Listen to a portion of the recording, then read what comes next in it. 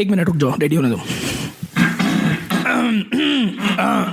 चलो ये कर लेते हैं. This could be a great intro. Hi, I'm Akshay. Hi, this is Saurabh, and you are listening to the Founder Thesis podcast. We meet some of the most celebrated startup founders in the country. And we want to learn how to build a unicorn. Hi, I'm Anshuman Singh. I'm one of the co-founders at Scalar Academy. Everybody knows the reason why a company like Facebook/Meta is worth hundreds of billions of dollars. And the reason for that is that it has cracked engagement. It knows how to keep users engaged and increase the amount of time they spend on their various platforms. Even though that engagement has a dark side to it, things like hate speech are outcomes of that engagement. Now, imagine if you took this superpower of engagement and used it for something like education. Imagine building a platform which keeps students engaged and therefore delivers better learning outcomes. And this is exactly what Scalar Academy has done. Founded by an ex-Facebook product leader, Anshuman Singh, Scalar Academy started life as an interview coaching platform, and then through a number of insights which Anshuman had while trying to solve the basic problem of improving talent quality in India, they ended up with what today is like an online version of Stanford. Something which gives the highest quality of education at affordable prices to thousands of students. Scalar Academy has proved outcomes with their students getting significantly better job opportunities after completing courses in software engineering and data science with Scalar. Here's Anshuman talking about his fascinating journey, starting with how he got into Facebook. How did you get into Facebook? And I mean, you're not from like a IIT, like those typical hunting grounds for Facebook and Google kind of companies. How did you get in? So back in those days, Facebook or Google mostly wouldn't hire from India for their US office. So it was very unconventional. This is back in 2009, 2010. In fact, like recession had just gotten over. But what, and this is, by the way, just by chance. I used to, as I said, like I used to like solving really hard problems. And one of the places where I got to solve very hard problems was these programming competitions that would happen all over the world. The so-called hackathons. Yeah, it wasn't called hackathon back then. Today, the more popular term is hackathon.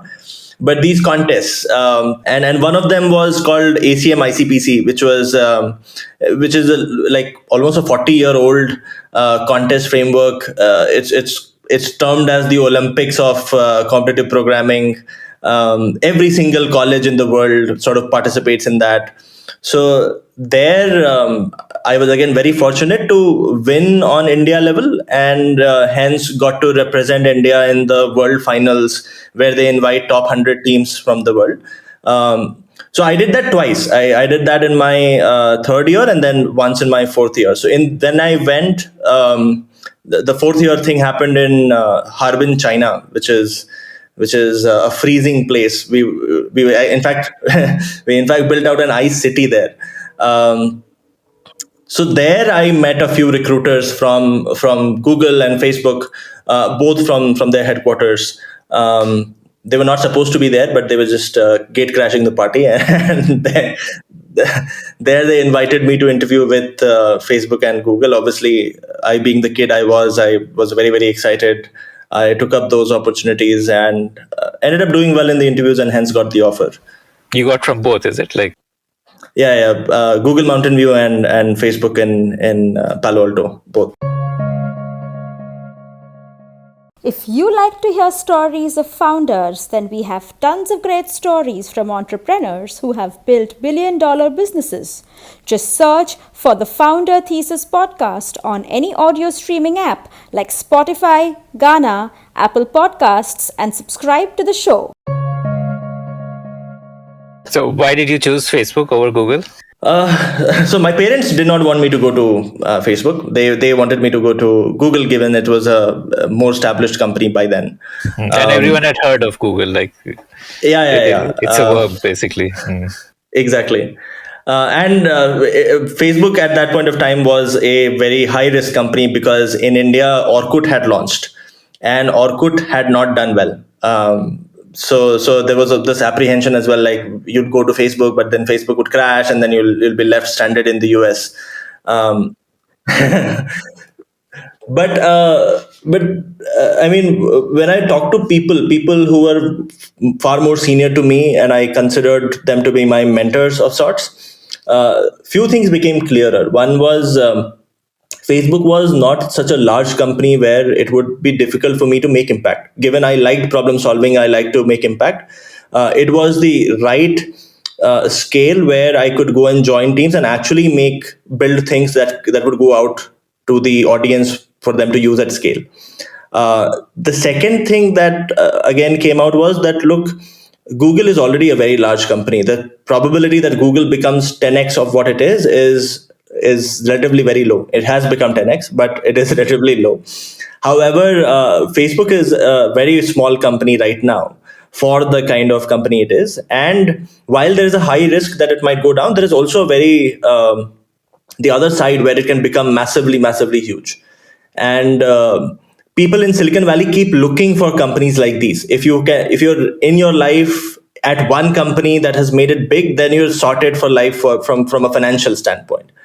And that's an opportunity not everybody gets. So when I had those conversations, again, I mean, I was still out of college. I did not know much about life, but like some of those arguments made a lot of sense to me. So I ended up saying no to Google, and ended up joining Facebook. No, I mean, it was, to be honest, like, it's a decision that I still like to this moment. If I were to go back and take this decision again, I would, like, in a heartbeat, I would still choose Facebook. Was Facebook initially they had that only an .edu ID would let you sign up. So had it grown beyond that .edu stage? Like, was it open to everyone? And like, what was Facebook like when you joined it? So Facebook had grown beyond that stage. Facebook was in that stage where they were expanding massively internationally. In fact, they were about to launch in India. And I remember the first video that I saw. So before they would even launch in India, there was this video that had gotten viral, which was just like how Facebook has become so addictive, etc. And I looked at the video and I was like, this is Orkut. Why is there another company called Facebook doing exactly what Orkut is doing? But then later on, I mean, once I went into details of it, then I could make sense why Facebook has succeeded where Orkut has failed. Tell me that, like, why what is the difference? I think the primary reason were two. One, the newsfeed. Newsfeed was, to be honest, a major winning point for Facebook. It made consumption and engagement really, really high.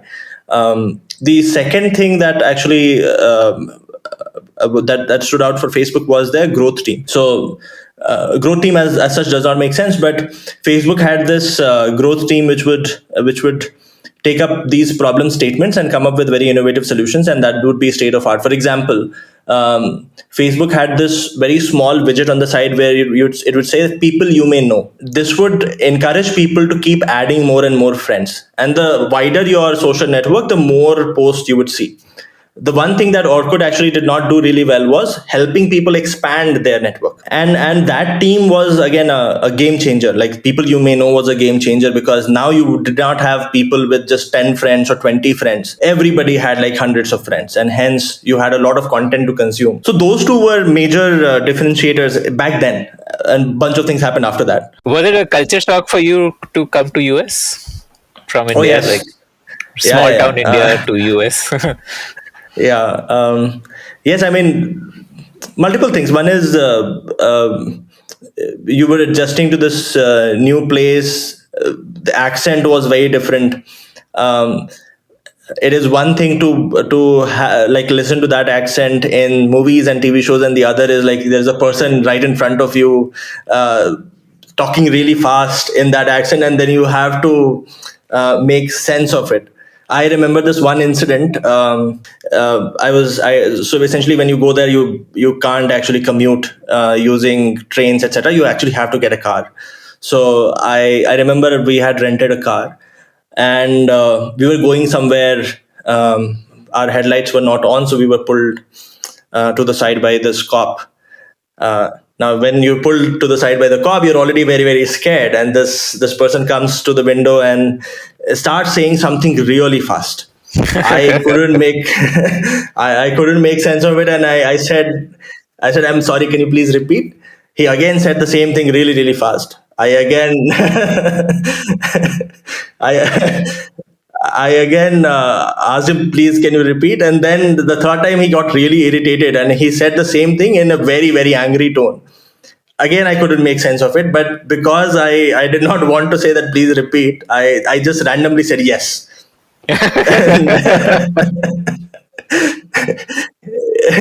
He went to his car and he wrote a ticket and then he gave me a ticket. Later on, I figured out he was asking me whether I was aware I was speeding and whether I was aware I had my headlights on. And since I did not understand him, I ended up saying yes. I mean, so there's those kind of incidents that happen, things that you look back to now and then you can laugh at it. But the other thing is US is also one place where, like, unlike India, you don't have household help. You have to do your cleaning, you have to cook food, etc., etc. I was I've it's a bad thing about me. I've never cooked for myself in my life.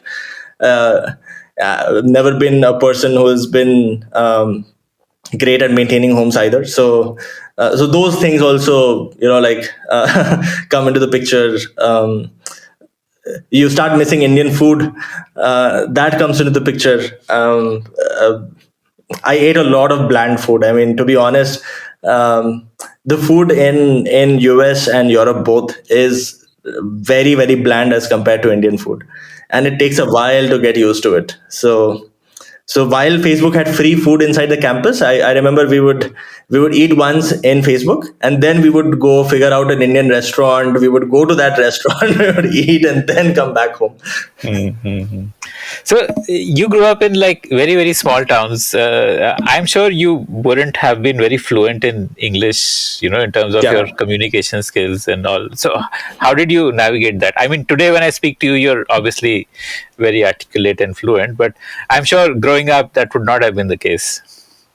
Right. That came with the initial anxiety of fitting in.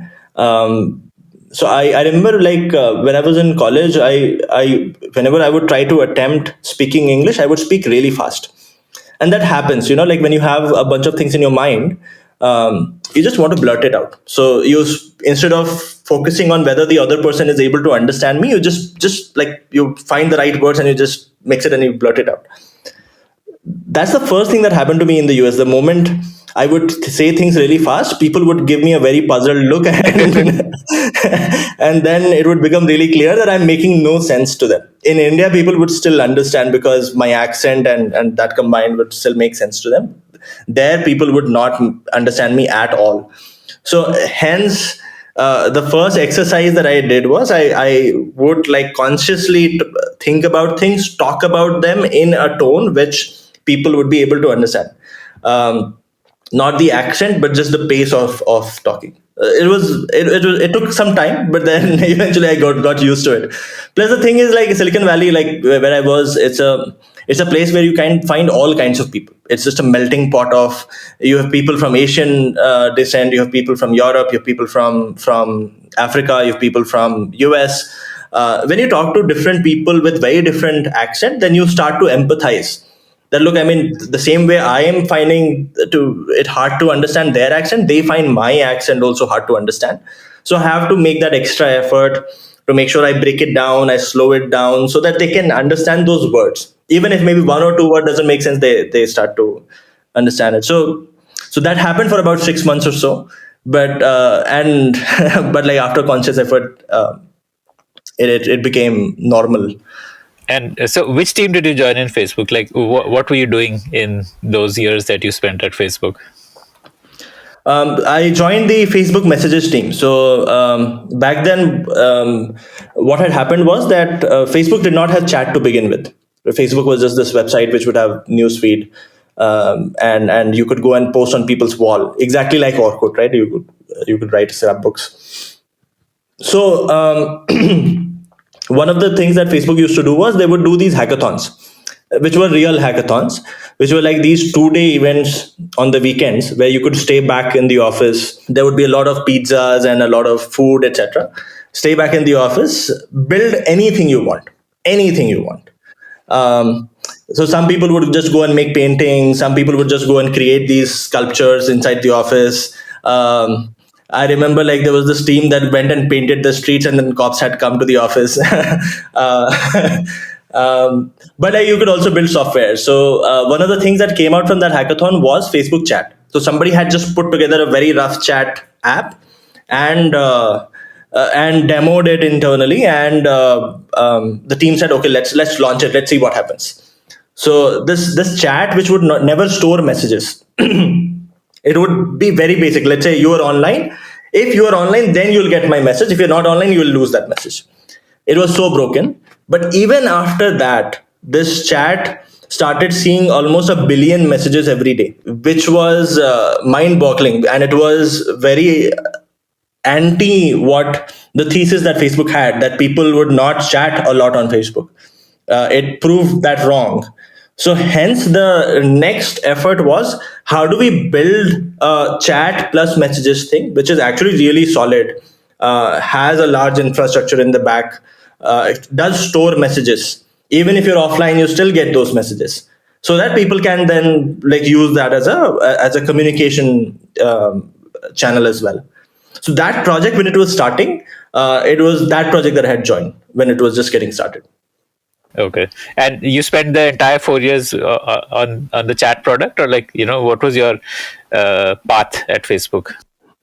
So the first 3 years were on this chat product, and this was the time and when you the were chat like product purely coding, or did you also get into like product? Yeah, so I mean, initially I was purely coding. Then later on, and again, very fortunate that I moved up the ranks fast enough. So then I started leading certain efforts. So one of the efforts that I led was the launch of the Facebook Messenger app. The second effort then that I led was, we were competing against WhatsApp back then. WhatsApp and Facebook were different companies. So one of the things that we realized was that in certain markets, Messenger was losing because it was not as fast and reliable as WhatsApp was. So the other effort that I led was just the reliability and the latency for the app, just creating things around that. And then the acquisition of WhatsApp happened. So a lot of the war-like thing that was going on that came to rest, and we were obviously the winners given the consolidation that happened. My last year, which is like the fourth year at Facebook, was primarily spent on setting up this new office for Facebook. New engineering office, which was the first engineering office outside of the US, which was the Facebook London office. It still continues to hire massively from India. So hiring the first 100 engineers there, porting over a bunch of projects. I was working as part of this Facebook Pages team that would make sure like there are no duplicate pages, and like every let's say entity, let's say a movie or a music, etc., has a page that people can go and like and then recommend to other people. So I was doing a lot of that. This was like quite a leadership role. Were you like talking to Mark also during this time, or like? Right. I mean, so not so much with Mark. It was Mike Schrepp. He was the CTO of Facebook. So a lot of that communication would happen to maybe a Mike Schrepp, and that too was actually not very frequent, but mostly to business leaders in various domains, just to figure out what project can be ported over to the London office. We were very fortunate that we already had a few leaders who had come and joined the Facebook London office when it was being set up. So we had enough projects, and hence we could go and do hiring for that. Without actually depending on putting more projects in the beginning. And why did you choose this role? Like, it's like a very different role from like your previous role of more on tech and product. Right. One of the reasons was that a couple of reasons. So one is this was a very different kind of role, so I wanted to maybe do this just to figure out like what kind of challenges would come in this kind of a role. The second is it was a different location as well. So I felt that being in the US, at least for the first couple of years, had a large learning curve to it because of the cultural differences.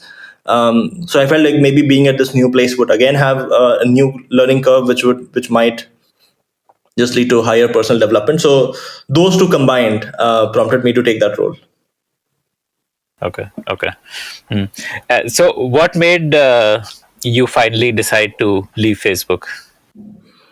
Yeah, so I keep saying that story over and over again, but one of the things that prompted me to do that was in general realizing that this one stream of education which has had a very large role to play in my life, which was just tech education. That in most parts is really broken for the Indian ecosystem. I had my own brothers studying there, and I could see like the kind of education happening in colleges is really bad. Um, Now, maybe why is that really bad? I can go into on some other day. There are so many problems there, but Like it's bookish, basically. bookish plus like there is no incentive to do a lot more. A lot of these colleges are run by politicians. They care more about other aspects of college rather than the educational outcome of people. All they Most colleges are actually just making sure that AICTE has set certain regulations. We are following those regulations. Nobody can come and tomorrow take away our certificate. Um, some of the core things or core innovations that is expected from a college to make sure there is higher educational outcome, that is never on their radar. Um, so those are some inherent reasons. But that being said, like what is happening as an outcome was that engineering, even though it was a very large vertical in a country like India, did not have quality colleges slash universities. Hence the entire IIT versus non-IIT piece, right? So that's something that I felt very strongly about. In fact, um, my other co-founder Abhimanyu, he comes from a family which had very educational roots. So he also felt very strongly about that. So hence we both thought let's actually that is one field where we believe we have native expertise. We did not have the answer of how, but we felt we should figure out a solution to that. And the thesis was, look, I mean, if we would be at this problem for long enough, we will eventually figure out some solution. We are One core belief was we're not very dumb. Both of us are reasonably smart. So if What is Abhimanyu's background and how did the two of you meet? So Abhimanyu was my batchmate in college, same batch.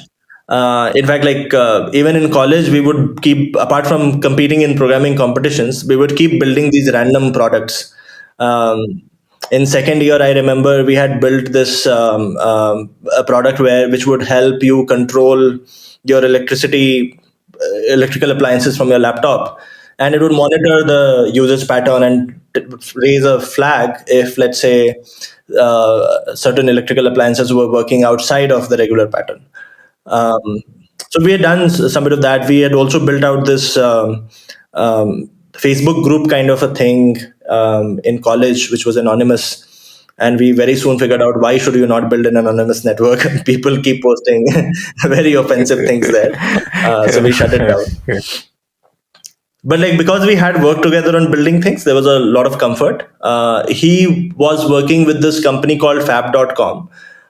Fab was an e-commerce company from New York, had grown massively. Like they were, I think, the quickest company to become a unicorn, if I'm not wrong.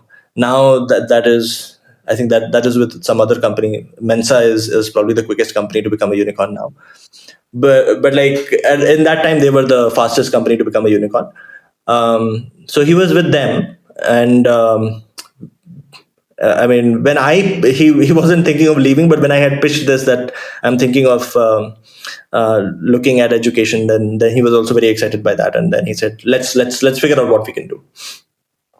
So, I mean, while at Facebook, when you were employing people, you figured out that there is a employability issue in graduates from India, and that's Right. when you started chatting. And okay.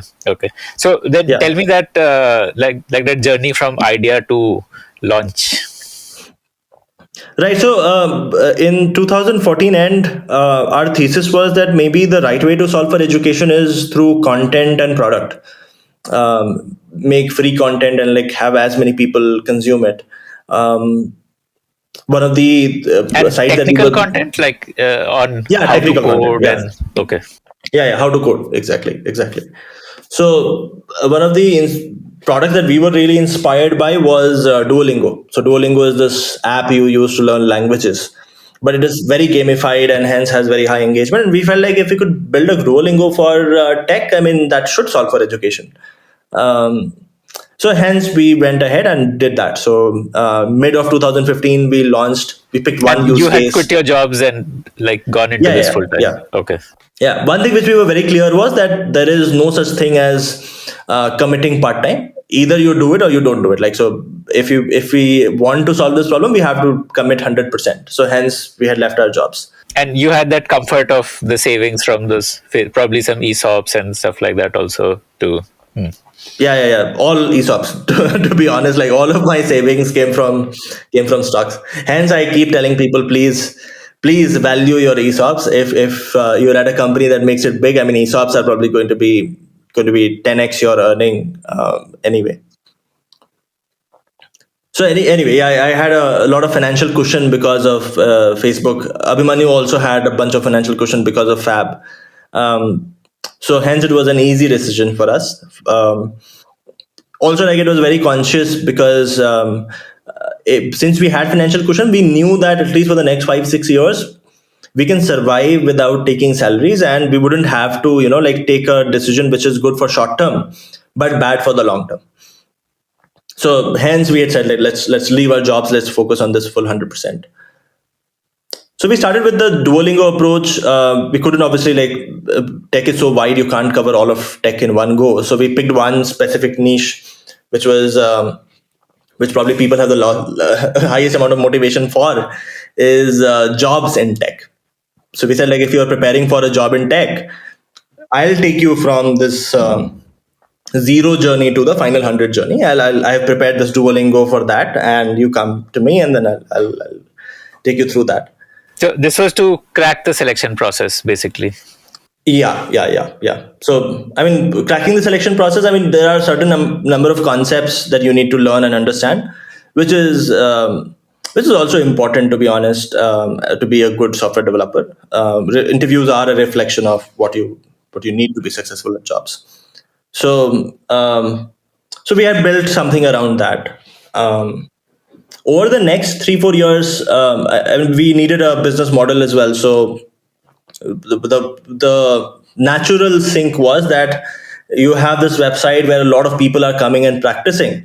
Why don't we go and talk to companies and we start charging them money for finding people here, right? So this becomes their ground for hiring tech talent, and which by the way worked out really well.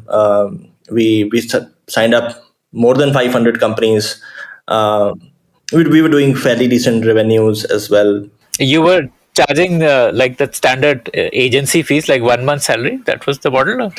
Yeah. That so we initially started to build a SaaS where we wouldn't charge them per hire, but rather for getting access to the pool. What we realized was that India is a market, especially in the hiring space, where it doesn't value SaaS.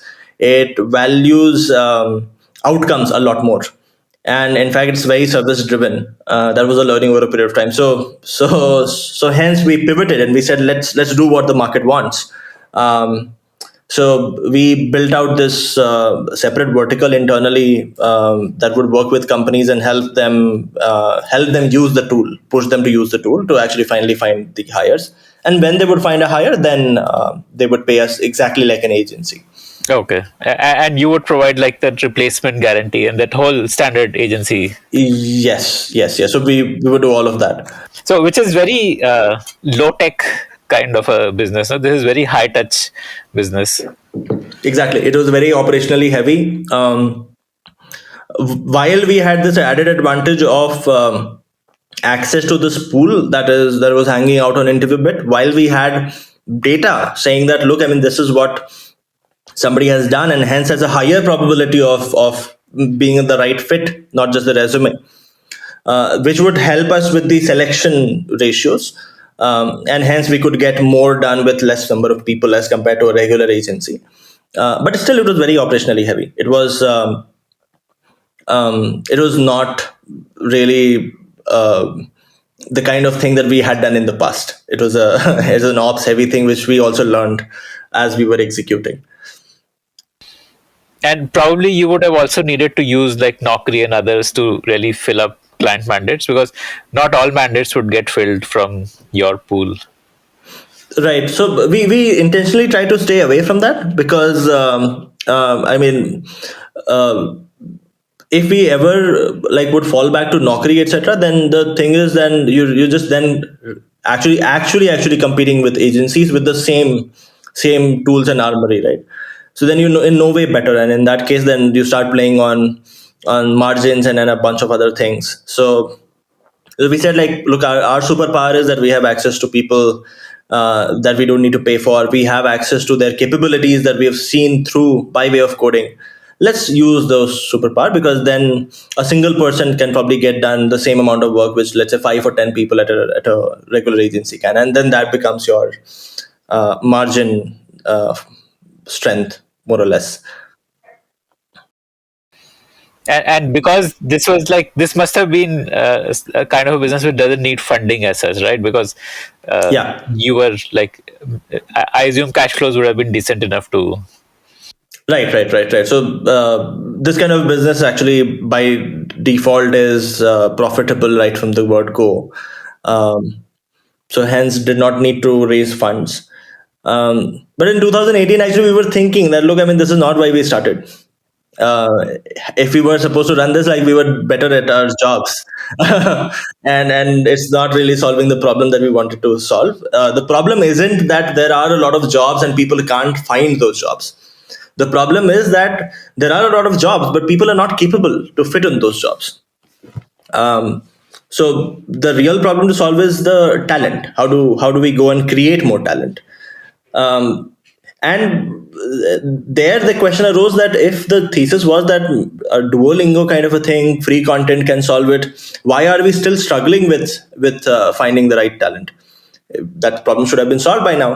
And we realized, like, by looking at data, that product and content alone are not enough. We were actually, InterviewBit evolved to become a supplement to a lot of people in tier 1 colleges.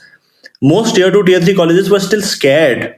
They would come, they would maybe try out a few problems, and then they would leave because they didn't have the right support engines. It was too high level for them. So they would start slow, but then as things started to get complex, in a real college, you still had your peers, your seniors who would help you out. There was nobody for people who did not come from that environment, and hence they would drop off. In fact, there's something very interesting that happened in 2018. So in 2018, there were a bunch of companies that were driving their entire campus hiring also from InterviewBit. And hence we got to see the funnel, like who was applying, who was getting to round 1, round 2, and so forth.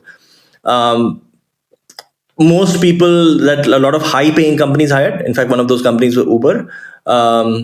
Uber is, by the way, the company which is in the news for that 2 CR salary in the US from the IITs. So in India, they also pay really well. So we looked at the funnel from Uber. Everybody, most hires came from IITs and triple ITs and NITs. But one aberration that we noticed was there were few people who came from colleges that I had not heard of. And I'm, by the way, like, I don't know about every single college in India. But like there were a bunch of colleges that I had not heard of, and then there were people from those colleges who had made it to Uber. So So what we did was that we felt maybe if we talk to these people, they will give us insights on what is the real way to solve for education, because these are the people who have been in this non-supportive environment and still made it big. Um, so we picked a sample of 100 people, 100 people who did not come from the top fancy colleges, but rather what you would call as tier 3 colleges, and still made it to Good moonshot companies. companies. Yeah. So we talked to them, all of them very hardworking, very self-motivated. But one very surprising fact that we came to know with 98 out of those 100 people, so except for two, every single person had either an elder cousin or elder bhaiya didi, or a very close senior who was already working at a good company. Okay. So, I mean, there was, and it became very evident when we were talking to them. They knew it is possible. I mean, they had hope, they had aspiration, and they knew it is possible because my brother has done it, or my elder cousin has done it. Second thing is they had guidance, and they had support. I mean, every time they would get stuck, they would just call up this elder cousin and say that, "Hey, look, I'm stuck. Can you please help me get unblocked?" So that was such a high correlation that became more or less an eye opener. It was then that we realized that education is, to be honest, not about content. That's a very common misconception all of us have. We feel education is about content, and hence you'll see that everybody's advertising, look, my content is best, my content is best, my content is best. It's not about content. Content is hygiene. Content has to be good. It is hygiene. In fact, what we also realized that day was that what we had built till now was a very good book. I mean, you have a lot of books. Some books are great, some books are not so great. We had built a very good book. But book alone, again, does not make sure that people learn and then succeed. I mean, I have hundreds of books at my home. I don't read all of the books. Um, and hence, like all of your Coursera, Udemy, all of these places, they're all books. They are recorded courses, they're books.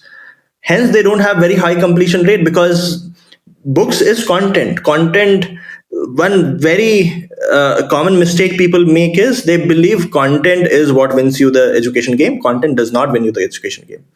Content is hygiene. That day it became clear to us education is about cracking engagement and motivation and aspiration. If you can get people hooked onto the learning thing, they are coming and spending 5 hours every day or 3 hours every day on your platform learning things. They are motivated because they believe they can achieve something. Then you have cracked education. Education is not about content, it is about engagement and addiction. That was a big realization we had then. And engagement and addiction comes from various ways, right? Like one is, I keep saying, support ecosystem. Support ecosystem is the ecosystem that pushes you to come back, that makes sure that when you're falling down, they get you back up on your feet. Which in a college, like for example, if you look at IIT Bombay, this is a further reflection that we did. Why is IIT Bombay IIT Bombay? Is it because it has the best content? No, actually, IIT Bombay curriculum has not been updated for a while. It's probably, Yeah, curriculum is not too different from tier 1, tier 2 colleges. Maybe tier 3 might be different, but tier 1 and 2 have similar curriculum. actually tier 3 also have very similar curriculum. So the curriculum isn't the winner. In fact, like if you start comparing IIT Bombay's curriculum with a lot of world-class universities, a lot of them have much better curriculum. Is it IIT Bombay because it has great teachers? I mean, just like quotas, if you look at quota, they would advertise the teacher. Look, this Superstar teachers. Jitu Bhaiya is teaching, this Bhaiya is teaching, that Bhaiya is teaching. That's why you should come and study at us. But like one of the best institutes in the country, it never advertises about its professors. And to be honest, like those professors also, and no disrespect meant to them, but they're probably not that great teachers anyway. If you go and talk to graduates from IIT Bombay, and I had a few of them with me when I was in the US, a lot of them would crib about a lot of professors that their way of teaching wasn't very engaging. So then what makes IIT Bombay and IIT Bombay? Why is IIT Bombay and IIT Bombay? One is obviously it has a lot of smart people. The peer group. But those smart people, the peer group. But just because you have 10 smart people, are you going to become an IIT Bombay? Not really. It's actually the ecosystem. IT Bombay has cracked the engagement and addiction game. You're constantly being pushed by your peers, your seniors. When you get stuck, you can just knock at the door right opposite yours, and there's a senior living there, and you can ask them, "Sir, can you please help me out with this? I'm getting stuck here." You're in the vicinity of these people, right? The ecosystem makes it work. That was the realization in the end of 2018 that helped us create Scalar. That education is not about content. Content has to be good, it is hygiene, but the real sauce or the secret sauce of education is engagement, addiction, and the ecosystem that you create. And hence, if you have to really solve for education, you have to solve for these pieces. No. So I want to know how you like executed this then. Like I understand the insight behind it. So Right. how did the so essentially this insight would mean that you need to have a cohort based, faculty led, Right. something which mimics the campus experience. Exactly. So we said, like, let's actually break that down, right? Like, what exactly is IT Bombay doing? In fact, like, IT Bombay was not the metric for us. We said, let's pick the best university out there, which is Stanford, right? And we said, like, what does it take to create an online Stanford? Where by online Stanford, we don't mean that we want to create a university and that should give degree, etc., etc. Degrees don't mean jack shit. It's essentially what people who are graduating what they can do. That's what is the core essence of that, right? So we started breaking it down. In fact, like, we talked to a bunch of graduates from Stanford to figure out like what was so different about them. Maybe I can talk about like what content we borrowed from there. But the breakdown essentially resulted in the following.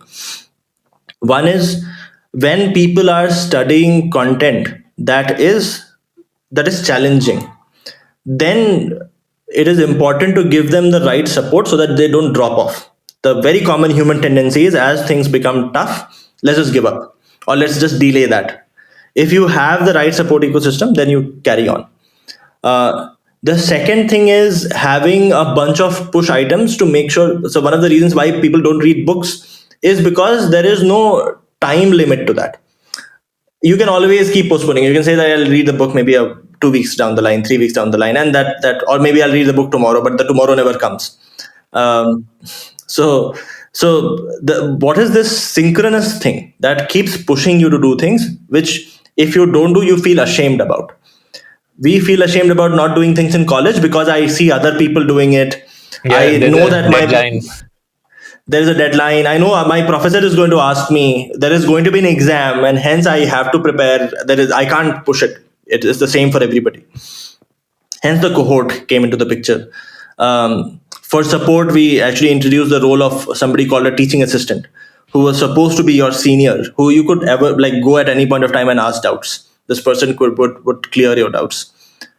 Because that entire bhaiya didi and elder cousin insight came from that Uber experience, we said, given that has such a high correlation, we should make sure that every single person gets a personal mentor who is exactly like your elder brother, probably talking to you once every 2 weeks, one-on-one, and is actually a successful software engineer or successful techie, like comes from the same domain. It's not just some random person that I've made your mentor.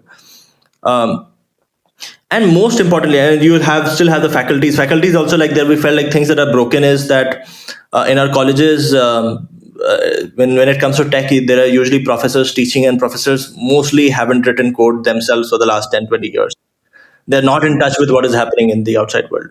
But if you look at medical science, in medical science, doctors are practitioners. Right. Yeah. They actually difference. Yeah, they practice and then they teach. So then hence they are able to, like, give you very practical examples that, look, here is what goes wrong if you do what you're suggesting to do. So hence, I mean, one other conscious choice was that faculty should be people who are currently working at companies, maybe building things, right? Like, just like I was building things. In fact, like, I am still one of the teachers. I take a class almost every day, a 3-hour class almost every day. Even today, yesterday night I had a class. So That became one of the core designs that like people teaching should be practitioners. And eventually, the most important piece, the most important pillar that we figured should happen is we should get people to talk to each other a lot. IITs are IITs because of that peer ecosystem. Peer learning is the strongest portion, and that the networking helps you even after you've graduated. So, and to be honest, that's a very hard problem statement in a virtual setup. So, we have a few dedicated product teams, product and community teams, where their entire key result (KR) that they go after is how many times are people talking to each other in a day. So if I have 1,000 people, then like how many peer-to-peer interactions have happened, and when people graduate, we do a qualitative study to figure out like if I ask a person that how many people are you really close to from your batch, then do I get at least three people that they relate very very closely to, which is like do they graduate with three best friends almost from this cohort or not? So those kind of things we started prioritizing. That became one very core pillar of Scalar. So we brought all of this together. In fact, there is another thing that we do. This is not a core pillar, but like just something we blatantly copied from Stanford. Stanford does this view from the top, where they invite industry leaders to come and talk about what is happening in the outside world. So every month or every 2 months, we get one person who is an industry leader, let's say a CTO of a large company or a CEO of a large company, to come and talk to the cohort. Just tell them like about what is important in the outside world versus what is not. How to in fact like prioritize, right? And then just open up, make these people ask questions, get their questions answered. So there are a bunch of these small choices inside that I have not mentioned. I've only mentioned the larger design choices, and that's been working terrifically well till this point. Now, tell me, like the evolution, when you launched the first cohort, what was Yeah. that experience and what was the product like at that stage? And how did you get in place this one-on-one mentorship? And, how did you get your faculty in place? Like, tell me about that cohort one and, from there, what it is today, like that evolution. Right. So when we started, like the one good thing that we had as a result of the work we had done in the past is the InterviewBit platform. So platform by then had grown to almost 2 million software developers. And since it was operational from 2015, there were a lot of people who who had benefited from the platform. They held it in very high regard. So that community helped us get a lot of mentors, TAs, etc. Because when we reached out to them saying that, hey, now we need your help to give back to the ecosystem, everybody was super excited about like sort of giving back to the ecosystem. And I mean, we filtered based on credentials. That's not the best kind of filtering, but at least like the credentials help to give us some confidence that okay, fine, the mentors and the TAs have some amount of capability. No, And then we credentials would measure matter them. to the cohort, no? I am assuming that they would respect. Yeah, even the cohort actually respects the credentials a lot more. But we filtered based on that. The teachers, to begin with, like we started with just me, and there was a friend who was running his own education company. So we had requested that person to actually come and help us out for 6 months. So there were only 2 teachers in the beginning. With the understanding that if we ever had a problem, we have the entire team here. Somebody or the other would step up and then also try to teach. On the side of product, on the product, because for InterviewBit, we had built a lot of these gamification features. So we just translated that to Scalar in the beginning, and then we started iterating on Scalar to make some of, let's say, the mentor interactions, TA interactions, etc. as a product. And the chat, did you have that in place? Like chat between cohort, like? Yeah, so for that there are these solutions. Instead of like building, we bought. There's these solutions like Slack, Flock. So we initially started with Flock, and now today we use Slack. So we just like set up Flock for everybody. We called it Scalar Chat, and we said like everybody has to be here chatting to everybody. We would do a bunch of events or like competitions there so that people get accustomed to using Flock. But then like later on now if I look at the evolution, a lot of interactions happen on Slack, but a lot of interactions also happen on WhatsApp. A bunch of interactions happen on the website. So we've split the community piece into a collection of a suite of products, which is across multiple platforms. So Slack, WhatsApp, and our core product. Which mimics For real example, life, because in real life yeah, also you. exactly. We're also looking at some physical element, but I'll maybe talk about that in 6 months from now. Okay.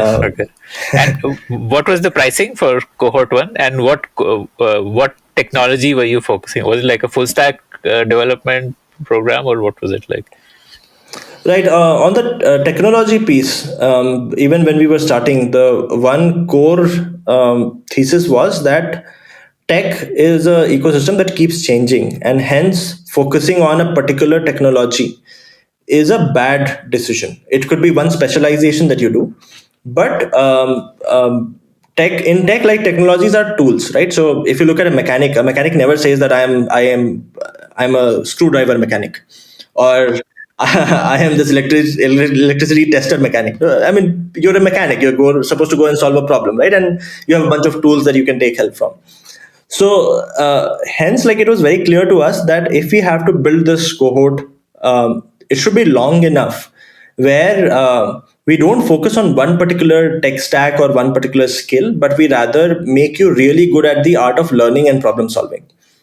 So so even today, like, the cohort is 9 months, but the first 5 months of the cohort are essentially saying that you go figure out the tool, but we will give you a lot of problem statements. So in those 5 months, you get approximately 400 problem statements, which are real world problem statements, and you have to solve those problem statements. Come back to me with a solution.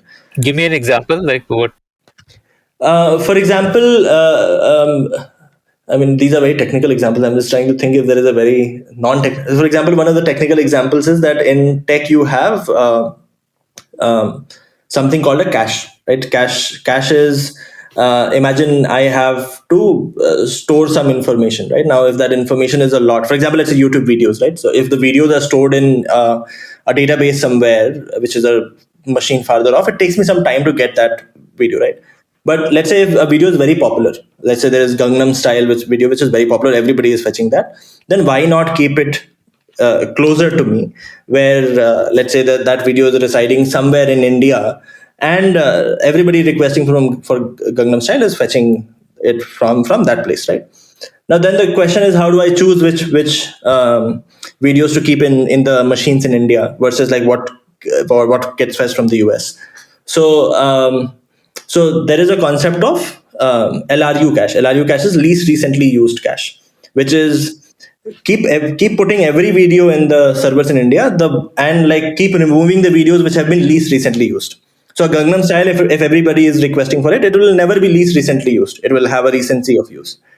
So for example, one of the problem statements is like, go build a LRU cache, right? Like, you have this use case of storing videos. It can only store, let's say, 5 videos at a time. Now go build this, write the algorithm for this, what 5 videos to choose. And I'll keep telling you like what people are requesting for. And then based on that, you figure out like what 5 videos to retain here versus what to keep in the USDB. That is one slightly complicated example. Maybe I can, one simpler example would be that imagine I have WhatsApp, right? WhatsApp has all of your messages stored locally inside your mobile. Now, if you see, if you search for anything in your WhatsApp, let's say you search for the word vaccine, it will show you where all places where vaccine has occurred in your conversation. So one problem statement could be just build that. The search. But right. I'll give you, just build searching for words in a very, very large corpus. Do people need to have some prerequisite skills before joining, or do you teach them from basics? So right now we require them to know some bit of coding. But then, so there is first 1 month, which is focused on just strengthening their coding skills, making sure they get comfortable with coding. and then the next 5 months, as I said, like completely focus on strengthening your problem solving muscle, right? Which is you get accustomed to seeing any kind of problem and not getting overwhelmed, but rather thinking, okay, fine, let me break it down. This might be step 1, step 2, step 3, etc. Then we go into the specialization, and that's when we talk about, look, here is what a full stack engineer can do, here is what a backend engineer can do, here is what a mobile engineer can do, and you can choose your specialization and you can build that. But our core philosophy is that all of that is useless. I mean, that's another mistake which I feel most EdTech players are doing, that you keep focusing on the tools. The first step to any process is you help people learn the art of learning, and they apply the art of learning then to, let's say, a specialization. That's when you're preparing them for life. Otherwise, you're designing them to fail at some point later on, right? So Okay, amazing. So, like we were talking about the evolution from cohort 1 to today. Like, tell me about that. So, cohort 1 was also 9 months, or? Yeah, so actually, there has been some amount of evolution there. In fact, a lot of evolution there, because we were emulating Stanford. So the first thing was that, look, I mean, and this is a learning that we've had. So at that point of time, we believed Stanford is Stanford because of its intake. The intake is very high IQ, very high capability people, right? Very selective in nature. Maybe like single-digit percentage gets through. Yeah. Same for IITs as well, right? So every single large institute, a successful institute we looked at, everybody was very selective in nature. So we said maybe that's something that is required to be a great institute. So let's focus on that. Now, how do we build that? So to build that, one is you need a lot of pull, which is a lot of people want to come and study at your place, and then you are very selective. So to build the pull, we said let's create a model which nobody can say no to, and that was a postpaid model where we said, look, we're not even going to take money from you in the beginning. You come here, you study here, and if you find a great job, then you're liable to pay. Otherwise, don't pay. Um, so this is what we started with because we wanted to be very, very selective. Now we realized a bunch of problems with that model later on. It was just attracting wrong kind of people in certain cases. But I mean, it helped us be very, very selective. I mean, our selection rate was less than 1%. It helped us attract really, really good people. But 6 months down the line, and the program was also shorter. It was 6 to 7 months. And what did they pay once they got a job? They would pay 17% of their salary for 2 years or 3 lakhs, whichever was smaller. So the maximum amount you would pay would be 3 lakhs or 17% of your salary for 2 years in case that amount was smaller. One of the learnings in 6 months so this is in 2019, so by the end of 2019, one of the learnings we had is that when we started looking at people who were graduating and where they were ending up, so we started doing this correlation analysis of the thesis was that if we are very selective, we are very selective because the smarter people have higher chances of succeeding. Is that correlation still holding or not? And one of the things we realized was there was absolutely zero correlation in the entrance score that they scored versus the outcomes they had. For example, Google is considered to be like, one of this company that is very, very hard to get into. Extremely selective. Extremely, extremely selective, right? Like probably dream for many to get into. And some of the people who got into Google had almost the lowest score in entrance test. We were about to reject them. Had we been slightly more selective, we would have rejected them. But they were very high on motivation. They were very high on grit, and that's why they were able to like learn a lot and hence make it to like one of the best outcomes of the batch. So then we started questioning our assumption. That is the assumption that if you're very, very selective, only then people succeed. Is that correct? Did you have an entrance exam? Yeah, we did. That's how we were very selective. So we would do this massive scale coding exam. We would take people, the best of the best, in the cohort. We would then polish them even more, and then they would get into the companies. So, but like the that correlation showed us that our thesis was flawed. You have to filter for motivation and grit, not for their current level of skills. We were filtering for the wrong things. Now, how do you filter for motivation and grit? That became the challenge then, right? Like it's not very easy to judge how motivated a certain person is. Plus, like we had also started noticing that ours was a very heavy on community play. We had started noticing that when you say that, look, I mean, you only have to pay when you get a great job, then certain people that you attract, they're not interested in learning at all. They're interested in only the final outcome. So they come into the course and they're like, now it's your responsibility. I'll chill out. There's no skin in the game for them. So There is no skin in the game. Yeah, yeah. So we said like this is a model that's also not sustainable. Let's switch to the conventional prepaid models. okay, like you went completely prepaid, like 100% prepaid. Yeah, we went 100% prepaid in 2020. No postpaid element whatsoever. But by then, like we had also created a bunch of these outcomes, which also got people to trust us.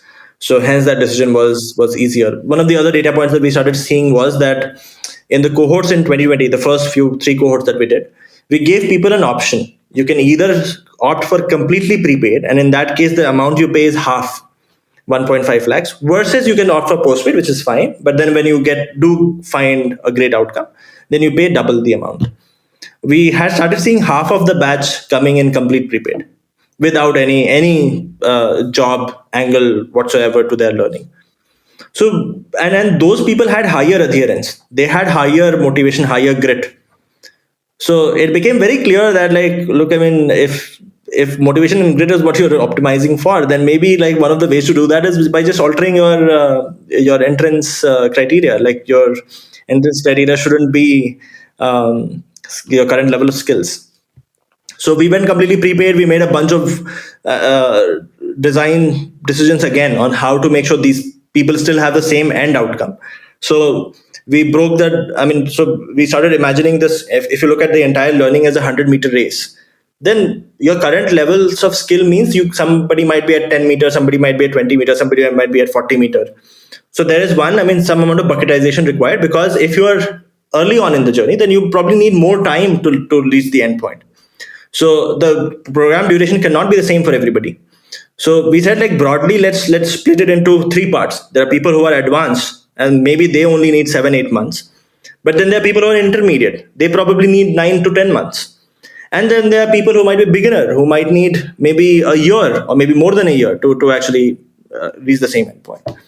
The second thing that we figured was that if this is a 100-meter race, if we are somehow able to filter for motivation and grit, then even then, like, how fast do I run is also varies from person. Like, people in the outside world term that as IQ. I don't believe in IQ.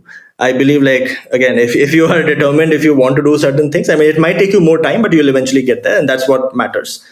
But I mean, the pace of learning, the pace of absorbing something also varies from a person to person.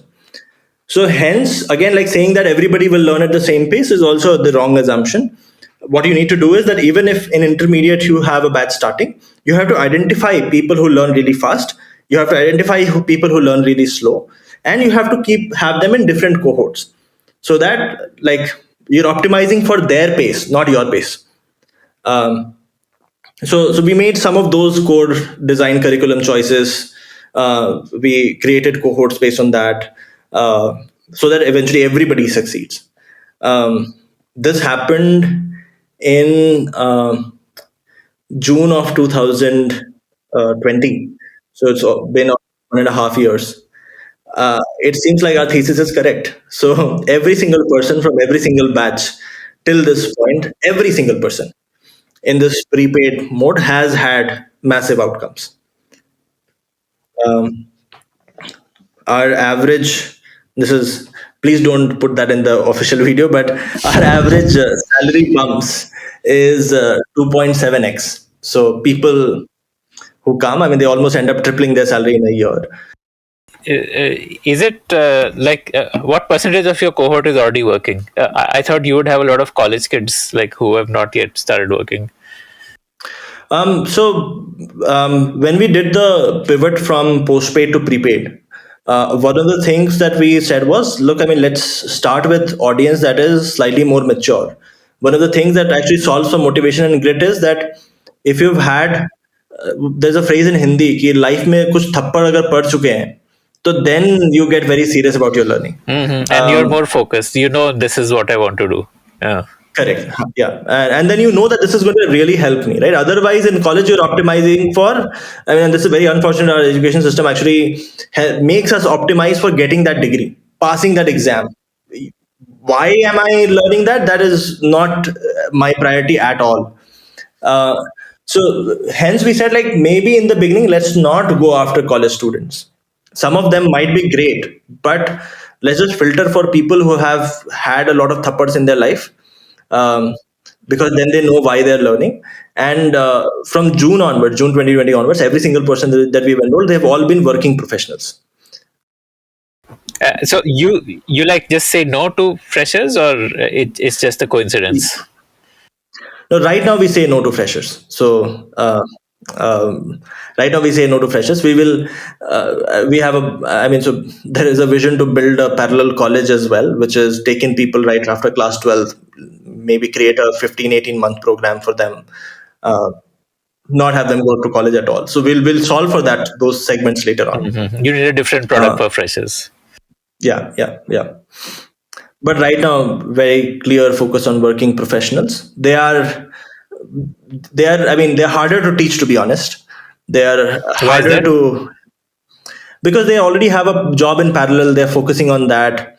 Plus even on the problem solving bit, every single thing that you teach, you have to explain them the why. You can't teach them anything in the air. It has to go in a fair amount of depth. Whereas, like, if you're teaching students, they get happy with even small lollipops. So so they're the harder cohort to teach, harder cohort to please, but they put in their effort if you show them the why, and then you'll see like a lot of them then finally making it big in life, which is at the end of the day what keeps us going. So like from June 2020 now we've had almost 1,500 odd graduates, and the data point that I was telling you, 2.7x salary increase, that is across those 1,500 data points. Amazing. So there would be people with like a 10x increase also, and yeah, I mean, so yes, there would be people with 10x increase. In fact, like there are these. I don't talk about these stories because then people get a little. You don't want to advertise the outliers, basically. Yeah. For example, we had this person who had like 5 years of experience, hired by Udan for 1.1 CR in salary, which is a very outlier case, right? Like at that. It's an outlier. Yeah. But the thing is, if you advertise those, then everybody starts to expect that. So hence we don't advertise. But I mean, all of this is good sign that like at least what you're doing is in the right direction. You're creating people who can go in the real world and make very large impact. What was your intake in cohort 1? The very original cohort 1 had 198 people. Okay. And now you're doing about 1,500 people a year, something like that. No. So this was when 1,500 people graduated. So June 2020 onwards, 1,500 people graduated. So this would be maybe intake from June 2020 to December 2020. Now we are intaking at much faster pace. So, for example, this last 1 month we onboarded about 1,300 people. So we do about 1,300 to 1,500 people intake every month. This is across 2 different cohorts now. So there are people who want to build a career in the direction of tech, versus there are people who want to build a career in the direction of data science. So those are 2 different paths altogether. Okay. So you launched a different program for data science. Yeah.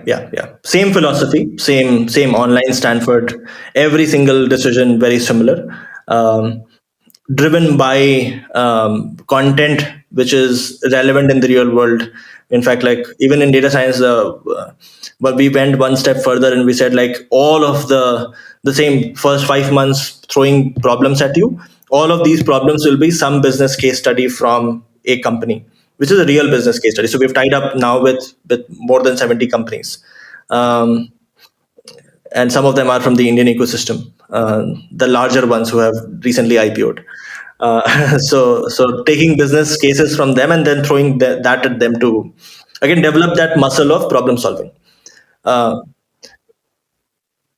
that is important because our education system plus a lot of our IT services companies unfortunately train people to think in terms of tools and not the solution. So that thought process of don't worry about the tools are only tools, but worry about your approach to the solution. That's what makes you a better data scientist or a better software developer. That's a mindset shift that has to happen in the masses, and hence focusing on that. Okay. So what does so you do a lot of personalization. So what does a cohort look like today? Is it like batches of like 20-30 people because you're doing so much segmentation, like beginner, intermediate, advanced, and then within intermediate also you have two separate levels? So how does that happen? Like how does your intake like how's the whole flow managed? Right. So, I mean, if you look at it, like there are about 1,300, 1,500 odd people being intaken, broadly 5-6 segmentation. Actually, what we figured out is like in advanced, we don't need the fast versus slow segmentation usually. Yeah, you don't. Yeah. But like in intermediate and beginner, you do. So typically a cohort has about 200 odd people. Who are very similar in their pace of learning and what they know today. So like say intermediate lower would be one cohort, intermediate higher would be a separate cohort. Okay. Yeah. I again wouldn't say lower or higher, while there's the pace of learning is different. But yeah, I mean that is one cohort, correct. It's just that it takes them more time to learn the same thing. So that means that has some implication on the duration, etc., which is fine. Do you still have an entrance exam? We do, but like the selection rates are now 30% instead of single digit percent, and that entrance exam is only to just make sure like at least you know that much so that the course is effective for you. For example, we don't spend time teaching you class 6th, 7th maths. We expect that you're already good at algebra, you're already good at trigonometry, you're already good at, let's say, some elements of number theory. Very similarly, like very basic level of coding. For example, if I ask you to write a code to add up two numbers, at least you're comfortable with those elements, right? That is bare minimum required to be effective in the course. So hence we filter for those. Plus, would that entrance exam also tell you which cohort to slot people into? Yeah. And so, how do you judge who's a fast learner and who's not?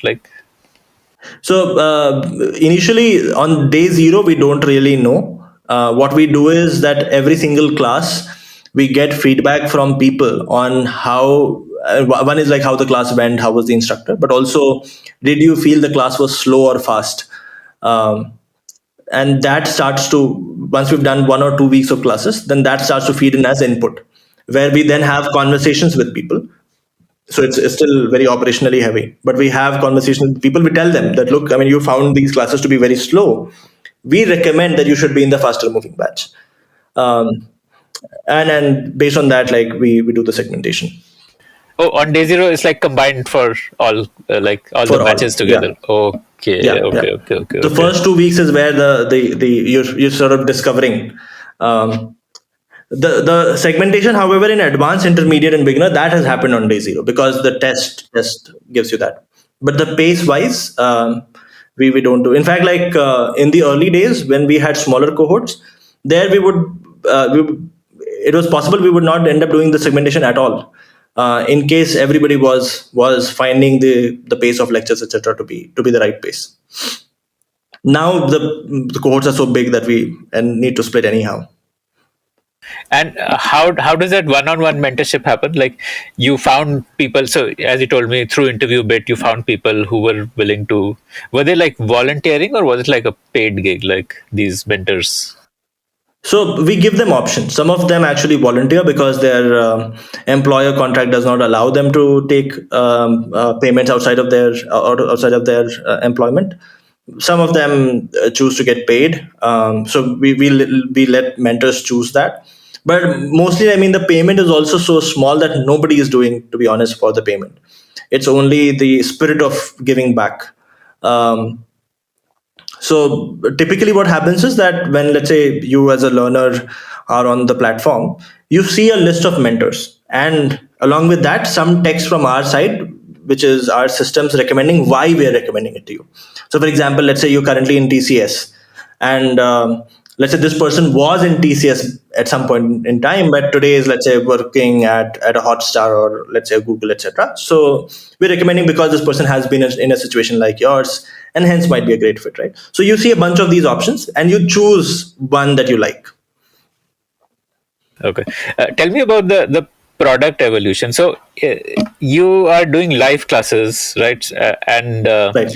the chat is also through like Slack. So what is the product that you have developed? Like, is it like for assignments and quizzes and stuff like that, which happens on the Scalar website or the Scalar app? Do you have an app also? Like, what is it? So we don't have an app because most of the coursework involves you to write code. It's very hard to write code on mobile. So we've intentionally stayed desktop only. We in fact instruct everybody to get a laptop if they don't have one already.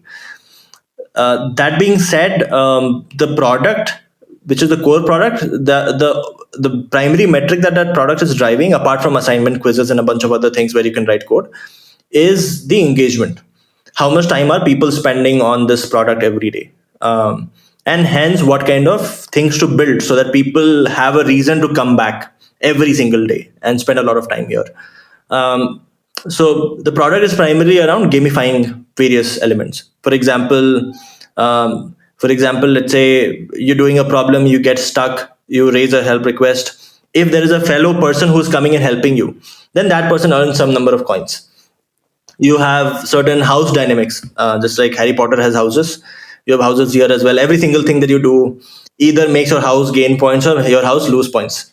So your house leader is after you to keep doing certain amount of things. Yeah, so you have a leaderboard where you can see the entire rank list of where you stand in the class, and there's a concept of a streak. Every single day, there is a target of points that you need to achieve. Even if you miss on a single day, then your streak reduces to 0. There are people right now in the cohort who have like 360 days streak or 400 days streak. So last 400 days, they have been on the website every single day, achieving certain number of points. And as you hit certain streak milestones, for example, 25 day streak or 50 day streak, you earn a large number of coins, which lets you buy certain things in the real world with those coins. So there are those kind of things that are there in the product, which just solves for engagement. People come at the point of entry, we solve for motivation and grit, but then making sure they stayed motivated. They don't have to continuously push themselves. That is the responsibility of the product to a certain extent. What are the elements in the product? Like, one is like a assignment and quizzing platform, and then you have like these forums where people can ask, like a Quora kind of a. Right. So essentially, the product has this place where you can chat with your mentor, this place where you can see all of your classes. So recording of classes, the corresponding assignments. Okay, so if you missed a class, then you can watch the video. You can watch it, right? Yeah. Even when you're watching the video, there is a way to, if you get stuck somewhere, you can raise what we internally call as concept help request, which is a TA will then come on a one-on-one call with you and explain that concept to you that didn't make sense to you. As you're solving the assignment, every assignment has, code that you write. It has, if it feels that you're getting stuck, there are these hints as nudges that the platform gives. That have you looked at sorting the data? Maybe that might help. So that kind of a thing. If let's say you're still not able to progress, you can you can look at either the video solution yourself, Or, I mean, if something isn't making sense, you can raise a request and a TA will again come and help you, maybe do a code review and say that here is maybe where you're making a mistake. There is a rank list to compare with your peers. Just see like what my peers have done today versus what have I done today. Where are my peers with respect to levels versus where I am? There is a news feed of seniors. With seniors in this context is people who have enrolled in earlier batches. What all jobs are they landing? And this is like a constant news feed. So just like Facebook had this sticker on the side. Yeah. So this is motivation.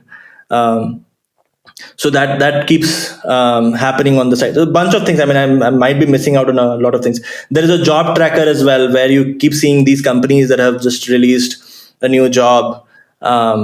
We don't let you apply till you've converted a certain part of the course, but people who have, they see which jobs are relevant for them and they can apply, and they say that I want to apply. There is an entire funnel there that we show like which stage are you at, etc. And does this data help you create more like a smarter platform? Like if someone raised the concept request, then you see that a lot of people are raising this concept request. Then does that get productized? Like in terms So of input to faculty, maybe, or like how do you make this smarter using tech? So bunch of actually every single thing has a feedback loop in certain sense. For example, by the way, the platform where we hold our live classes, that is also in-house. Because it has a bunch of things inbuilt, like it has even the things that you're doing inside the classroom contributes to your rank list. So within the classroom, there are also quizzes, and that point actually gets added up there. There are coins that are rewarded, etc. The feedback that you give once the class ends, that goes to the instructor to tell them what have they not done well versus what have they done well. Let's say if on a problem, because the assignments don't change. I mean, the first 5 months where I throw a lot of problem statements at you. So if I have seen certain kind of people raising a request to the TA, and I know from the past that there have been similar times where other people had raised requests, then I, instead of actually going to the TA that might take me 15 minutes, I immediately show them, by the way, there was a student just like you who had also raised a request at this point of time with a very similar looking code. And here is what the TA had suggested. See if this is helpful. If not, I will connect you with a real TA. Right? So we call that internally as automated TA. Concept help requests as well. We try to create group concept request sessions. So for example, let's say I say, look, I mean, this particular concept recursion did not make sense to me. Can some TA explain to me? So the moment, let's say, I raise that request, it gets broadcasted to all students in the same batch that there is going to be this concept help request session by this TA in an hour from now. If you want to join, you can also join. So basically, there's a lot of buzz happening all the time. Like in an hour means like it's a lot of real time engagement happening. Hence, you want to be on the platform all the time because you miss out otherwise. Every single concept help request then creates a recording. So in case, let's say there is you can't wait for the TA even for 15-30 minutes, you can look at a recording and then you can then move forward and so forth. There's so much happening inside that it's very hard for me to articulate what exactly the product is. The whole and sole goal of the product is to solve for engagement. Make sure that people are just hooked, addicted, and are spending as much time on the platform as possible. They never go out of this ecosystem. Because if you've solved for that, I mean, right now, for example, the average amount of time spent per user per day is 186 minutes. 186 minutes is, even if I'm spending like time watching Netflix all day, I still don't spend 186 minutes on it. True. Yeah. Essentially, I assume it would be a lot like, say, working at Facebook, in the sense that constant buzz, camaraderie, learning from each other, and doing exciting stuff. Right. So have you raised funds? Once you started your cohort one, then did you raise funds at that time or subsequent? Yeah, so we did. We actually raised... our first fundraise was when we were pivoting to this scalar model, online Stanford model. This was in Feb of 2019. We were in the first cohort of Surge, Sequoia Surge. So we raised about 1.5 million. then once we had started running this cohort, then sometime around August, September the same year, which is in 6, 7 months, we did our Series A, which was about 20 million odd from Sequoia and Tiger. Sequoia led that round. And we very recently, because we are now also expanding internationally, we recently raised another 50 million or so in a recent fundraise that we'll be announcing very shortly. So why do you need funds now? Because it's prepaid, so it's like a cash machine, no? Yeah, I mean, so right now we don't need, to be honest, like we haven't spent all of the money we raised even in the past. So we don't need funds to sustain the core business.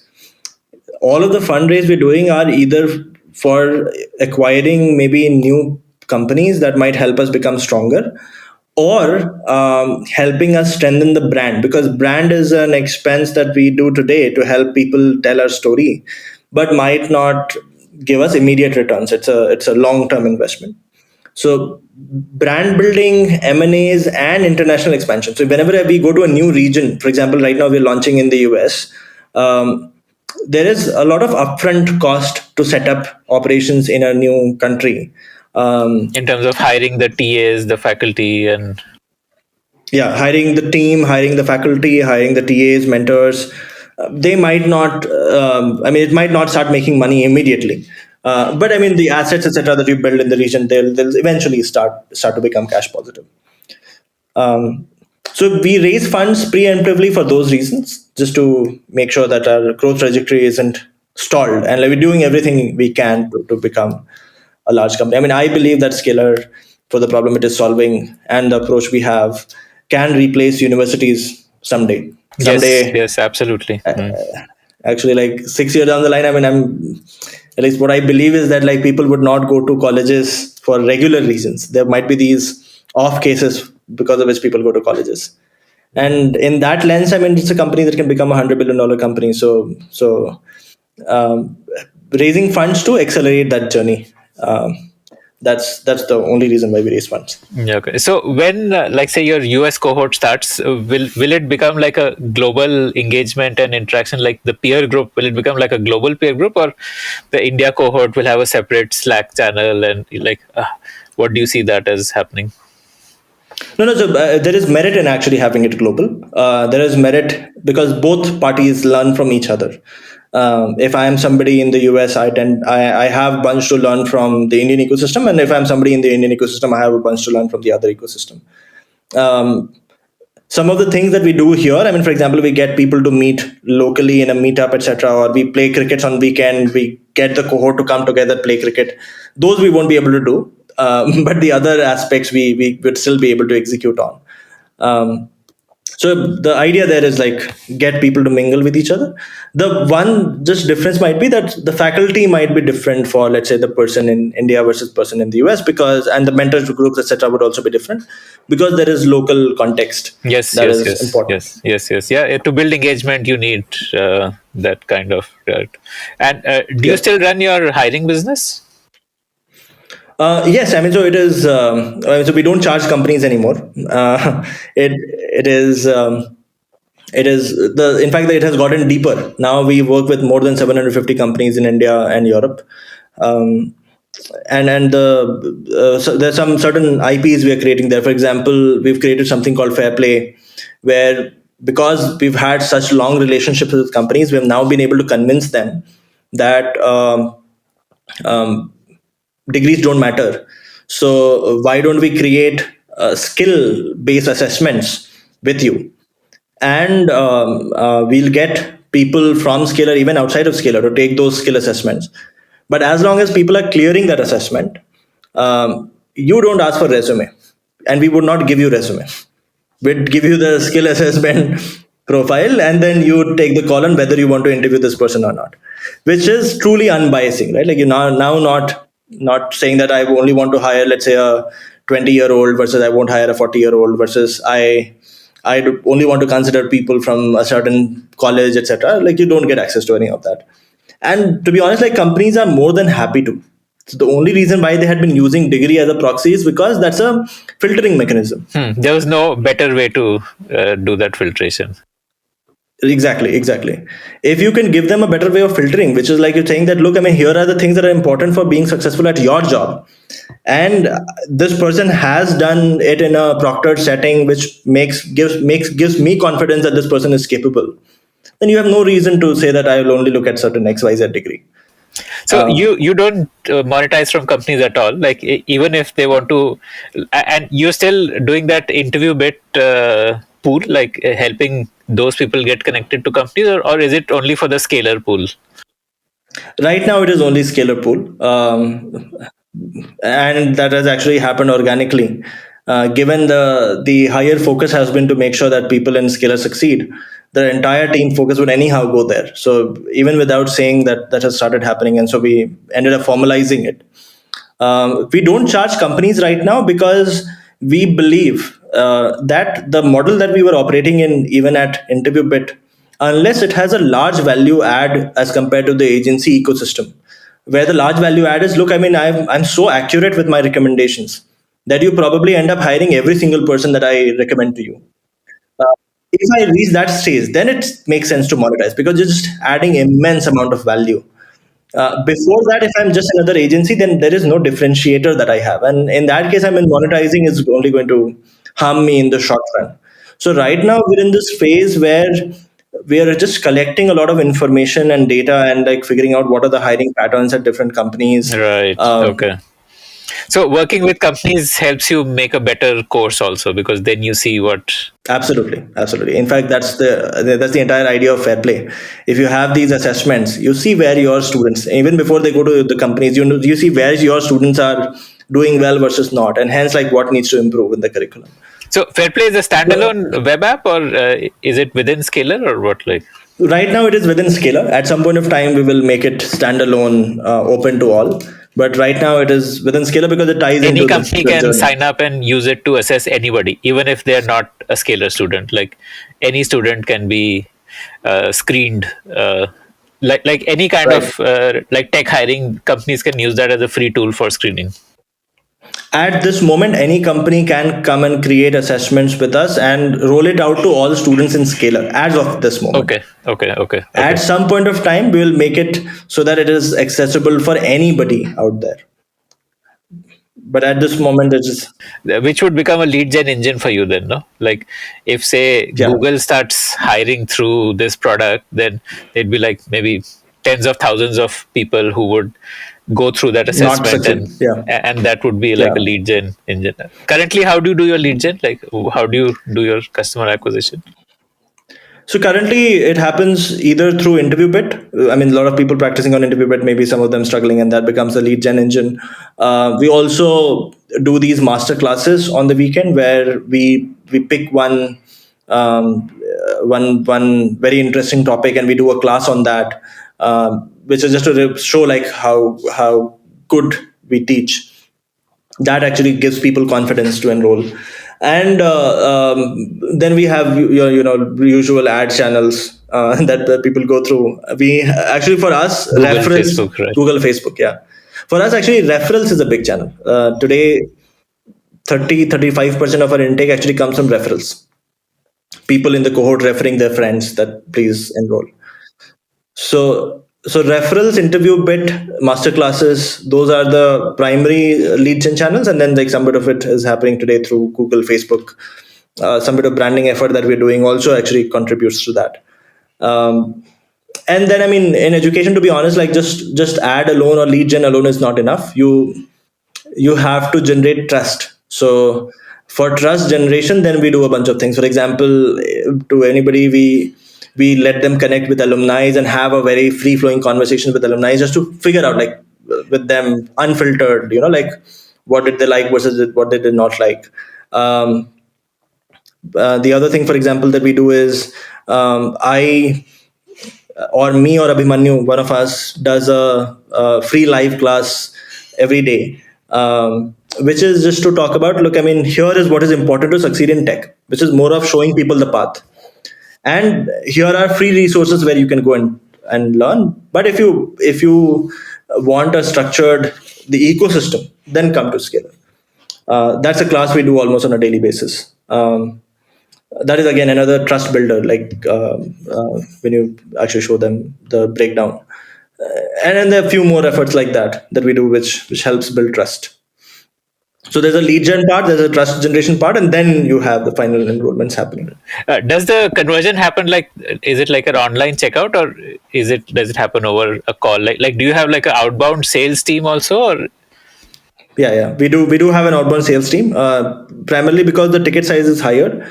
So a lot of people require help with financing. So the outbound team actually helps them figure out like what are the right financing channels for them. We have a bunch of tie-ups, so they connect them with those tie-ups, and then the financing happens. Also, the outbound sales team actually also helps them answer certain questions that people have. Like, people in general are at different stages of their lives, so they usually want to understand, in my context, is this relevant or not? So helping Plus, them it's answer a those big questions. amount, so I think Right. at least in India, we want to talk before spending such a big amount. Yes. Okay. So when are you unlocking the bigger market of freshers? I think that is like a much like that will probably be 10x the size of what you're currently doing, right? Like being able Right. to take someone who doesn't know coding at all and make him Right. get a job at Google. That achieving that would be like 10x value, right? Right. So actually, there's some pre-work happening there. I mean, we still want to make sure that everything that is good about a university is still retained. For example, where we have done a great amount of work on community and peer-to-peer learning. Colleges are usually the first time when you're staying outside of your home in this hostel setup, right? And that's a core part of your life where you create these really good friends. So right now we're in the phase of figuring out answers to some of those questions. While we believe that degrees are irrelevant, we still believe those relations are very relevant. That networking is very relevant, right? And and then while we have like sign-offs from employers already that, look, I mean, if you create this 18-month program, you have people coming after class 12. We are giving you a sign-off. We don't require degrees. So we already have a lot of employers who have signed off on that. But I mean, figuring out these pieces is important. So right now we're working on that. Tentatively, maybe sometime around August or September next year is where we are targeting. But that is not, given this is such a long play. I mean, it's not written in stone yet. I mean, it's going to happen very soon. Do you think the whole move to metaverse is something? I think that would also be a game changer for you, right? Because it actually then elevates you to a level playing field with the regular college experience. Right. I mean, metaverse is going in a great direction. To be honest, I still feel for metaverse to become really adopted by majority, it's still maybe a year or two out. It will eventually get there. I'm thinking like 5-10 years out. Yeah, I've been following a lot of the news, etc., that is leaking about metaverse. So I'm just going by that. So maybe 2 years out. So it is headed in the right direction. It is doing all the right things. It's just like maybe it's just a matter of time. But I mean, if we can't wait for 2 years, we'll not rely on metaverse. To be honest, we'll figure out certain alternative solutions. But you would build a metaverse version of Scalar, right? I mean, that would be like another game changer, right? Yeah, I mean, so I would say like it is completely dependent on the objective and whether it is the best solution to achieve that objective. The objective is get people to like talk to each other a lot, have a lot of peer-to-peer learning happen, and have people graduate with like real friends in the ecosystem. Like essentially do what, let's say, an ISB does in those 11 months. Yeah. So if metaverse is the best solution for that, we'll build a metaverse. But if there is something else that is a better solution for that, we'll build that. Are the tools in place to help you easily build like a metaverse university, or do you have to do a lot of things from scratch right now? I mean, like for building an e-commerce company, you have API based tools which can just help you stitch together stuff and not really worry about infrastructure. Is that in place yet, or? I mean, metaverse is still a very relatively new ecosystem. So the tools, etc., if there are to be built, we would have to build ourselves. Um, Good thing is, all of my, I mean, so I used to live in Facebook with two other flatmates. One of them is currently leading a large division within Oculus. So if we need support for that, we have support for that. So that being said, again, like I as I said, like initially, right, like as metaverse is a tool, not the solution. So whether that is the solution or not, that's a problem to be solved. Um, I'm not saying that metaverse is the solution. Maybe there is a different solution. We will arrive at that, and maybe in 2-3 months from now, I'm at the liberty of talking about that. But I mean, we would solve it before launching a university. So, are you also looking to expand into other areas beyond tech, or do you want to remain focused on tech education? Yeah, I mean, the short-term answer is that we want to remain focused on tech education because we believe that the macro is going towards tech. And what is essentially happening is, and this has been happening for the last 10 years, is that everything is moving to become tech focused. Even the car industry, if you see, like Tesla is now a car plus tech, and hence the largest car Car company is in the world. secondary, tech is first there. Yeah. Tech is first, right? What has COVID, in fact, done in the last 2 years is that every single industry in the world is now going or like realizing that there is no option but to go digital. Every single industry.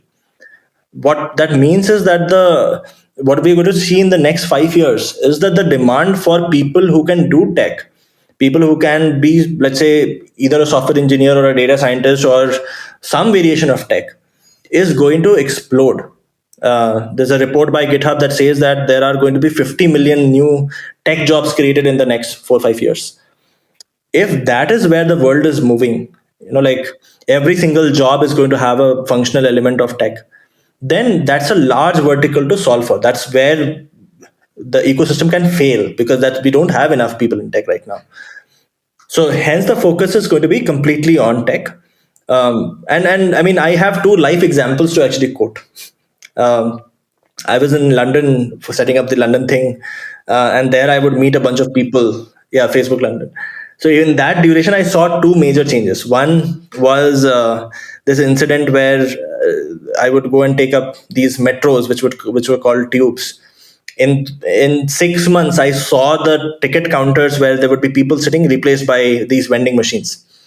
Um, and I had a friend. I met somebody there who was working in this oil company, whose only job was to review these oil pipelines in the Middle East and identify if there is a leak happening because the oil leaks were very expensive. What he told me was that like when he joined, there were about 100, 150 odd people doing the same thing in his office. Maybe there might be a lot more. In just again a duration of a year, number of people working on the same thing was reduced to almost 10, but the remaining was taken up by a tech person, or more than more than one tech person who would be building these systems that would identify the leaks and then flag it to the human person. That is where the world is moving, right? Like every single thing that is repeatable is being automated in certain sense. And governments are recognizing that too.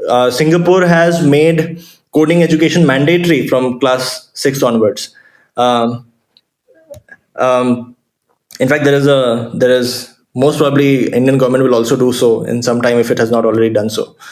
Um, so every single government, in fact, like Middle East has made it. Uh, I'm not sure what is the clause there, but Abu Dhabi government has said that if you come and set up a company here, then the first few years, I think the first 2 years salary of your employees we will pay. It's if it's a tech company, it's a tech innovation company, then that's what would happen. Because every single country, every single ecosystem is now realizing that this is where the future is going to get built. It's not a fad, it is actually happening. At scale, it is happening. So if that is the problem statement to be solved, like that's a large enough area to be focused on. And the good thing is like it's not dependent on a region. It is truly global. If you create really good software engineers, that software engineer could very well be working on a problem statement in the US, sitting here.